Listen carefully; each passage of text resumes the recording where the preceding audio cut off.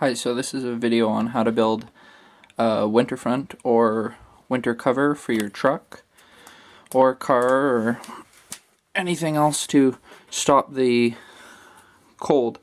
Now, what a winterfront or winter cover pretty much does is it retains the heat in your engine bay to help your engine warm up quicker, especially in the winter months, depending on how cold it is, and stopping things from freezing up. My diesel right now is having a problem with the intercooler freezing up.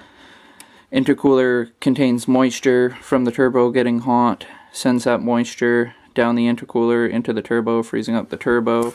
So, pretty much the idea of,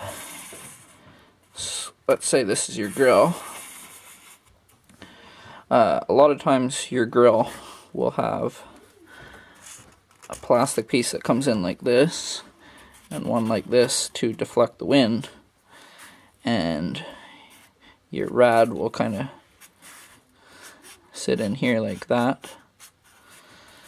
So you have all this wind hitting your rad straight on. So my idea right here is to deflect the wind and completely block this off right here so that the wind kind of deflects like this and gets in the side here. Now you're still getting the same temperature of air into your rad, but you're getting less of it and less force. It's not hitting it straight on. So also too is that your engine is right here. When your engine's creating heat, the heat will have less area to come out. Plus too, after you start driving, you got the wind holding most of that air in there anyway. But during warm-up time, when you've started it, then less of it's going to escape, causing your engine to run warmer.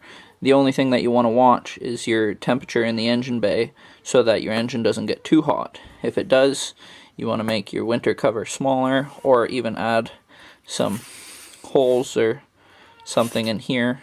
For instance, my winter front, if you're looking at it straight on, covers the whole grill instead of like this where you have the holes on the side, and it has 4 kind of square holes, sort of like that. So that would be your headlight there, sort of like that. So what we're doing here,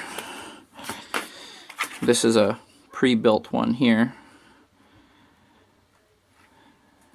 The website name. So we're just building one out of cardboard here, and you can see that this has already been cut to the dimensions of the truck, how tall it needs to be, how wide it needs to be, and then there's at least over pen width of grill still left on each side to allow air to get in. And like I said, you can cut circles or squares in the middle if you still want air to come through, because you still want to make sure that the cold air is still cooling down your engine enough so that your oil doesn't overheat and problems such as that. So pretty basic. After you cut the shape out, this one for this truck that I'm doing has a logo here, Ram logo. So we just cut it out so that you can still see the logo, so it's not covering. Now the next thing we're gonna do is just for show, we're going to get this corner, put some tape there, or a tape roll, and mark that so that we have an actual curved edge. And then this is all going to be cut by a knife. And then after that, after we get all that done, I will continue on with what I do is I tape all the edges so that it gets rid of, you can see between the cardboard you have the air pockets there. You want to cover these up so that you don't get snow, water, etc. in there, because it's just a piece of cardboard. It's not like a piece of leather or something that's actually meant to go on your vehicle. But so I just cover that up, and then you're going to spray it with, you could just use a paint, but I like to use a rubberized paint. Helps stop the moisture from soaking in. You can tell I just did a crappy quick spray with that. And then we're going to be putting the website logo on there, HowToBeARedneck.com, with green painter's tape. Okay, so we're back here, and I've pretty much violated every rule in the Redneck Dictionary, and I have used electrical tape instead of duct tape. Went into my tape drawer and found out that I used every roll of duct tape I had, which is a pretty common thing for us rednecks. But the nice thing about this is all these curves here, curves on the side, they work a lot better to flex with the electrical tape. So, but what you want to do is, because this stuff doesn't stick as good as duct tape, you just want to go over it a bit more with the rubberized paint so that it sticks a bit better and doesn't unfold. So we'll be back after it's all painted. So here's our finalized product here.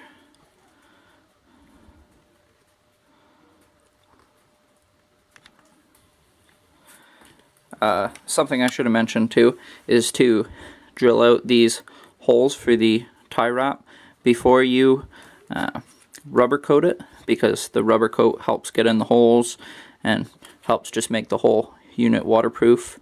You don't want to put the holes too close to the edge, or you can also have a tear in the actual cardboard itself.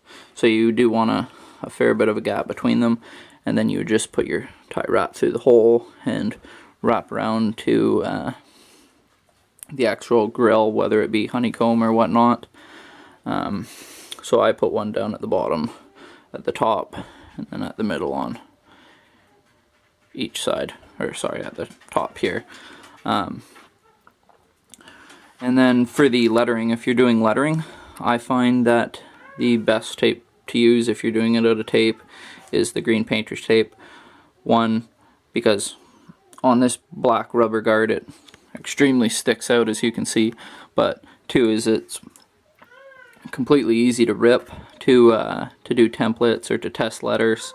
It's always nice to have a template so that you can figure out what size of letters you're using, center, so that you don't make it a certain size, you get all the way to the end, you find that you got this big gap or whatnot. So I used the last one as a template here, and then you can see that this one's 3 rows. So we're able to do it into 2 because of the cutout for the emblem. So after you rubber coated it, you do want to get a good coat on there to stop moisture from hitting it, because this is where all the wind's hitting and everything. Then you can put your lettering on. Another thing I found is that it's always nice to do the lettering when the rubber coat is just a little bit sticky, because that helps hold the lettering on. And then I also did a clear coat over top. So I just used a Varathane, and it seems to work all right. It kind of turns the letters a little bit translucent, you can see, but they do dry up after the clear coat's all ready to go. Other than that, like for your tie wraps, I mean, they're just to stop it from falling off the front really while it's sitting, and to stop it from moving. I mean, as soon as you hit the highway, you also have the force of the wind pushing it into the grill. You just don't want it to flip up, so that's why it's nice to have one at the top and the bottom on each side. So that's pretty much it. Extremely redneck way of doing things and keeping your truck warm for the cost of pretty much free. If you have painter's tape and rocker guard, it doesn't take a whole lot of paint to do the back, or a whole lot of tape by any means. So be sure to subscribe to this video, and we're also on Facebook at www.facebook.com/HowToBeARedneck.com DOT, because they won't allow dots within the name. Be sure to like us on Facebook. We do a bunch of feeds on there. And that's pretty much it. Be sure to go check out the website,